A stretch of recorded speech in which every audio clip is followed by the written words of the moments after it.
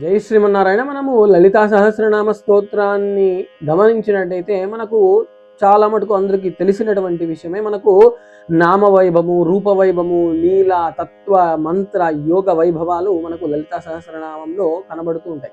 అయితే మనము లలితా సహస్రనామ స్తోత్రాన్ని చదివేటప్పుడు ఇది ఎవరైనా గమనించినారా? ఒకవేళ గమనిస్తే నాకు కింద కామెంట్లో తెలియజేయండి. మనకు లలితా సహస్రనామ స్తోత్రము అమ్మతోని మొదలై అమ్మతోని పూర్తవుతుంది. ఇది ఎవరైనా గమనించినారా?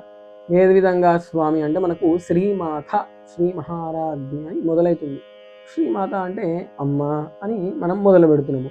మరి పూర్తి ఎట్లయితుంది అంటే మీరు చివరిలో చూసే ఉంటారు, శివ శివ శక్తి ఐక్య రూపిణి శ్రీ లలితాంబిక అని మనకు పూర్తవుతుంది లలితా సహస్రనామ స్తోత్రము. అంటే కింద ఇంకో లైన్ ఉంటుంది కదా స్వామి అని అనుకోవచ్చు. మనకు లలితా సహస్రనామ స్తోత్రంలో 182.5 శ్లోకాలు మనకు ఉంటాయన్నమాట.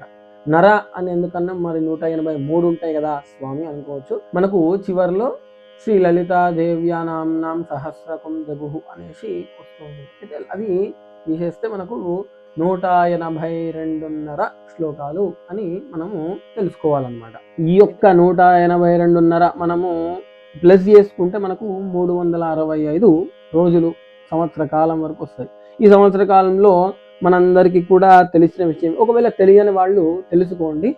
మనము ఉదయం పూట సూర్యుడు ఏ విధంగానైతే ఉంటాడో, సాయంత్రం పూట చంద్రుడు ఏ విధంగానైతే ఉంటాడో, మనకు శాస్త్రాల్లో ఉదయము ఆ పరమేశ్వరుడు, రాత్రికి అమ్మవారి స్వరూపంగా మనము తీసుకుంటాం అన్నమాట.